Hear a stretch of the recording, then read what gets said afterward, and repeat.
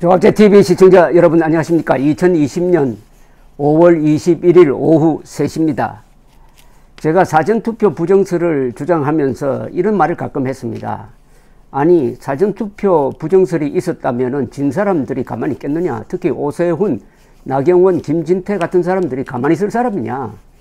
그 사람들이 가만히 있는데 왜 관전자들이 운동장으로 뛰어 들어가서 심판한테 항의를 하면 되느냐, 뭐 이런 이야기를 했는데, 오세훈 전 서울시장이 오늘 중앙일보와 인터뷰를 한 대목에서 그 질문이 나왔습니다. 거기에 대해서 오세훈 씨가 뭐라고 이야기를 했느냐를 한번 보겠습니다. 오세훈 전 서울시장은 이번에 광진에서 나와가지고 몇 표 차이로 졌느냐 하면은 고민정, 광진을입니다. 고민정 더불어민주당 후보에게 2748표 차이로 졌습니다. 2748표 차이로 졌는데, 여기에 대해서 오세훈 씨는 중앙일보 기자에게 민주당 지지자를 1500명만 설득했으면 이겼다. 조금만 더 열심히 뛸 걸 하는 아쉬움이 크다고 했습니다. 그러면서 여러 가지 정치 현안에 대해서 이야기를 했는데, 우선 그 사전투표 부분에 대해서 기자가 총선 조작 의혹은 어떻게 보나 이렇게 질문을 했더니, 지나치게 에너지 소모를 할 일이 아니다. 다만 이번 기회에 사전투표 제도는 반드시 손을 봐야 한다. 없애기 힘들면 최소화해야 한다. 사전투표 시기도 본투표일과 근접시킬 필요가 있다. 이렇게 이야기했습니다. 지나치게 에너지를 소모할 일이 아니다라는 것은 총선 조작 의혹이 아니라는 말을 애둘러 표현한 말이죠. 그러니까 사전투표 조작설에 너무 함몰돼 가지고, 다만 제도 개선은 필요하다고 했습니다. 그 제도를 손봐야 하는데, 없애기가 힘들면 최소화라는 게 무슨 뜻인지 모르겠습니다. 다만 사전투표 시기도 본투표일과 근접시켜야 한다. 근접시키면은 하루 이틀 앞서 이렇게 하자는 건데, 결론적으로 총선 조작 의혹은 없었다는 겁니다. 자기 일인데 총선 조작 의혹이 있었으면은 이렇게 지나치게 에너지를 소모할 일이 아니다. 이건 조작론을 주장하는 사람에게 충고죠. 아마 이렇게 졌으니까 얼마나 지지자들이 와서 조작이 있었다고 이야기를 했겠습니까? 그러나 오세훈 씨가 흔들리지 않고 조작은 없었다 하는 이야기를 한 겁니다. 이 오세훈 씨의 말은 공병호 씨에게 큰 타격입니다. 왜냐하면 공병호 씨는 지난 5월 5일 제목이 이렇습니다. 오세훈이 이겼답니다. 오세훈이 이겼다는 근거를 댔는데, 거기 보니까 빼돌리기 조작법 재미경제학자가 그 공식을 제시를 했다. 이걸 적용을 하면은 어떻게 되느냐? 오세훈이 이겼답니다. 이기는 걸로 나온다는 겁니다. 그래서 여러 가지 복잡한 공식을 이야기를 했는데, 이게 사전투표에서 고민정 씨가 57.78%를 얻었어요.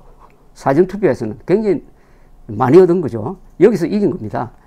근데 고민정 씨는 57.78%, 오세훈 씨는 후보가 40%밖에 얻지 못했습니다. 여기서 뒤집어진 겁니다. 그런데 공병호 씨가 인용하는 어느 교수의 조작법 계산에 따르면은 실제로 고민정 씨가 후보가 얻은 진짜 사전투표 진짜 득표율은 47%다. 오세훈 씨가 50%다. 그럼 오세훈은 50%를 받았는데 실제 조작을 해가지고 40% 받은 걸로 10%를 깎아버렸다. 이런 엄청난 주장을 하고 있습니다. 그래서 오세훈이 이겼다. 근데 정작 그 당사자인 오세훈 씨는, 그런데 너무 에너지를 소모할 일이 아니다. 말이 참 묘합니다. 그런데 너무 에너지를 소모할 일이 아니다.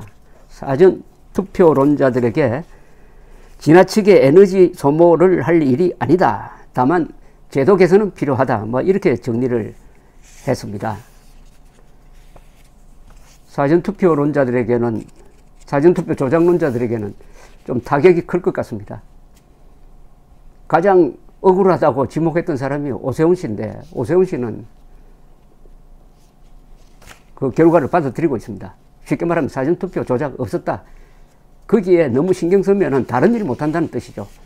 거기에 너무 에너지를 소모 많이 하면은 요새 문재인 정권이 잘못하고 있는 걸 지적할 여력이 안 생긴다.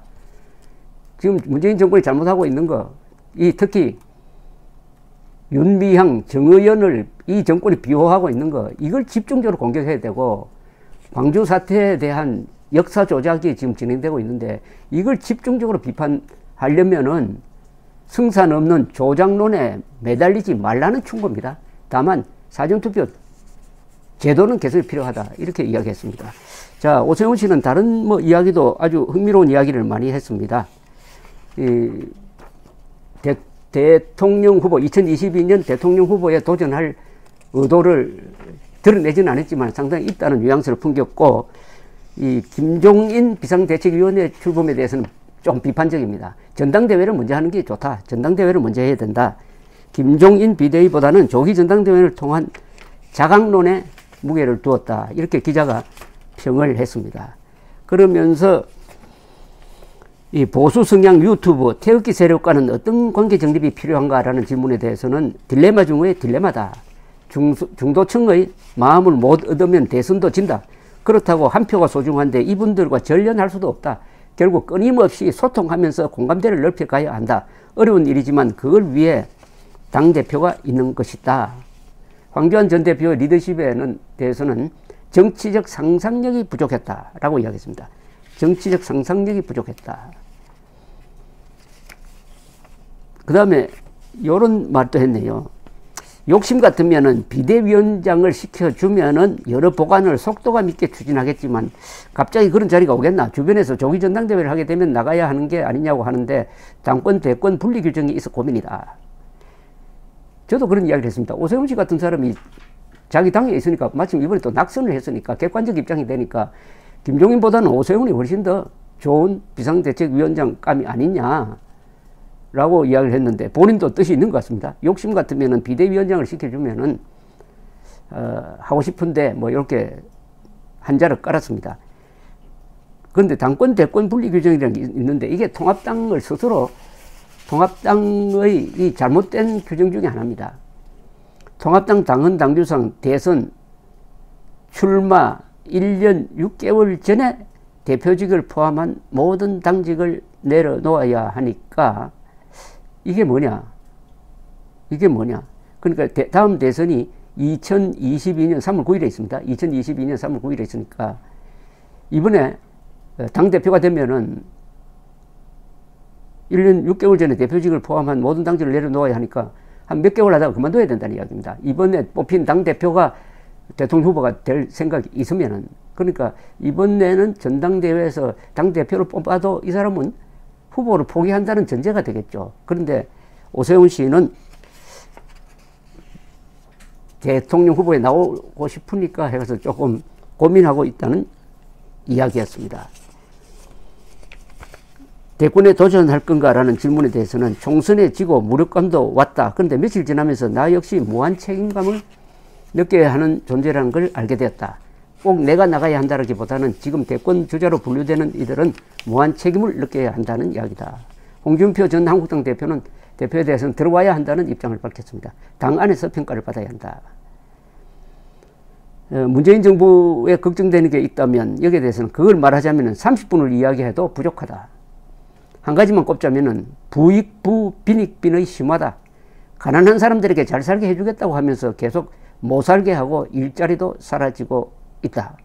여기 상당히 아주 핵심적인 지적이네요. 양극화를 해소한다 해놓고 문재인 정부 들어서서 양극화가 더 심해졌습니다. 가난한 사람은 더 가난하게 되고 부자는 더 부자가 됐습니다. 그래서 지금 문재인 지지율 분포를 보면은 소득이 상위급에 속하는 사람들이 문재인 지지율이 가장 높습니다. 그리고 소득이 낮은 사람은 문재인 지지율이 낮아요.